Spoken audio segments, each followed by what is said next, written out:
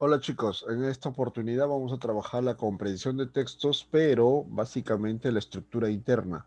¿Qué significa esto? Que en esta clase lo que vamos a desarrollar es o descubrir básicamente el tema del texto, la idea principal, las ideas secundarias, todo lo que está relacionado a la estructura interna, ¿no? O sea, no es tanto comprender por comprender, sino también que podamos ir definiendo, que podamos ir construyendo o que podamos ir deconstruyendo las ideas principales, las ideas secundarias, cuál es el tema, qué título le podríamos dar al texto, o sea, ir deduciendo el título a partir de la lectura coherente, consciente de un texto. ¿Ok? Entonces, pues para eso es importante entender este mapita que tienes también tú en el libro, ¿ya? ¿Qué cosa es la comprensión lectora? Creo que ya hemos conversado este tema, que es importante, que es la facultad intelectual que permite al lector entender, ¿no?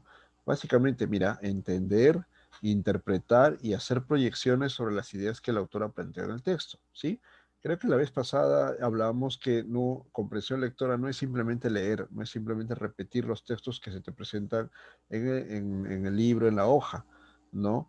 La comprensión lectora básicamente es entender, interpretar y hacer proyecciones sobre las ideas que el autor te está planteando, ¿no? En el texto. O sea, es todo un mecanismo, es todo un proceso intelectual. ¿Listo? Entonces, pues, eso es lo que debemos tener en cuenta. Ahora, ¿qué es lo que debemos tener en cuenta también?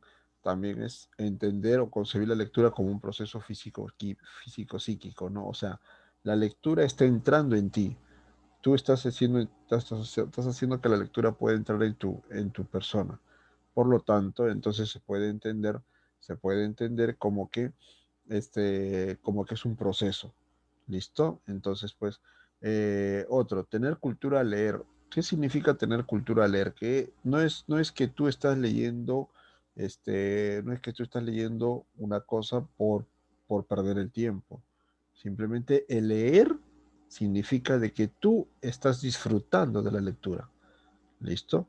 Profe, pero nos obligan a una cosa es que el profesor te invite a leer, ¿sí? Te invite a leer o que te diga, vamos a leer esto por esto, por esto, por esto, o sea, buscando siempre una motivación. No es simplemente el hecho de que te sientas obligado a leer, ¿ok? Listo. Ahora, otra cosa también es practicar la concentración. ¿Cuánto estamos nosotros concentrados, ¿sí? ¿Cuánto de nosotros estamos concentrados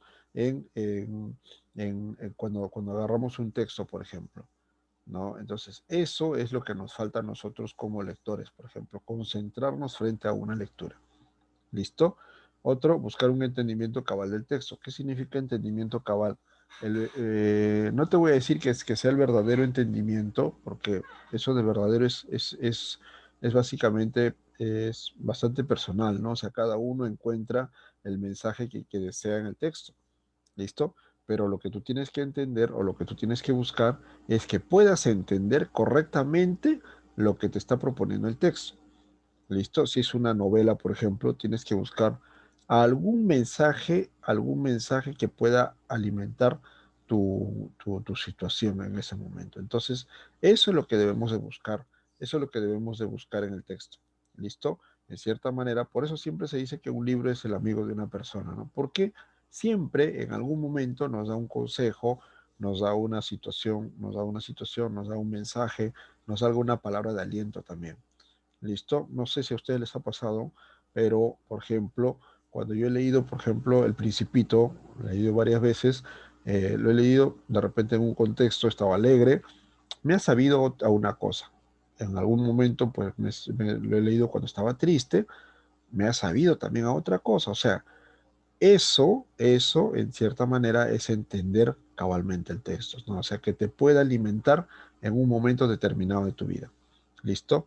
Y por último, esto me gusta también lo que dice ahí, tomar la lectura como una conversación con una persona sabia que tiene algo que enseñarnos. A eso me refería cuando te decía que el libro es como el amigo que siempre está presente y siempre está esperando por ti.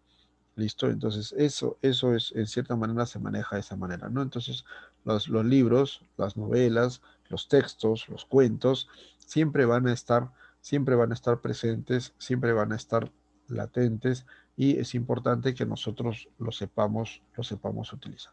¿Listo? Muy bien, pues entonces, pues teniendo en cuenta estas ideas que te he propuesto, entonces simplemente es tener en cuenta la estructura interna del texto. Creo que ya te había manifestado anteriormente qué es lo que vamos a buscar, ¿no? ¿Qué es lo que vamos a buscar nosotros? Por ejemplo, dentro de la estructura interna del texto vamos a, o mejor dicho, ¿qué es lo que es la estructura interna? Pues simplemente es la estructura del texto, cómo están organizadas las ideas, ¿no? Y eso va a depender mucho del autor, pues va a depender mucho del autor, depende a qué público está dirigido, de repente qué tipo de texto es, ¿no? De repente viendo las exigencias, pues no es igual escribir un texto filosófico, un texto científico, a un texto lúdico, ¿no? Un texto de entretenimiento, ¿no? Es muy diferente. Cada uno de ellos tiene alguna característica. ¿Listo?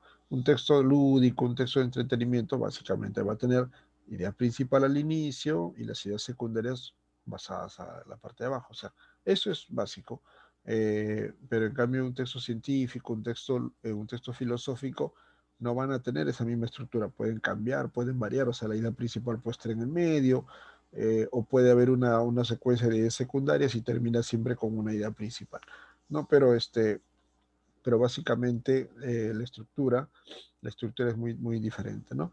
Entonces tenemos estas cuatro ideas, perdón, ideas, ¿no? Estas cuatro estructuras que son importantes. La idea principal, que es básicamente el planteamiento principal que el autor nos propone. Las ideas secundarias son las que defienden la idea principal, ¿no? A partir de una jerarquía. El tema es el asunto descrito y explicado en el texto. ¿Está bien? O sea, en cierta manera es el concepto sobre el cual giran las ideas en texto. Y por último, el título es la palabra o frase con que se da a conocer el asunto del texto. Entonces, pues, en cierta manera, este, pues esos son las cuatro partes de un texto que debemos tener en cuenta, básicamente. ¿Listo? Entonces, lo que nos toca hacer ahora es, básicamente con este concepto que yo te he dado, repasar tus páginas 176 y 177 de tu libro, ¿ya? Y lo puedas tener en cuenta también. Ya, nada más, pues, pásala bien, repasa por favor 176 y 177, repasa, son bastantes lecturas que hay que tener en cuenta para la clase, ya nos estaremos viendo en clase. Listo, chao, estudia por favor, repasa tus textos.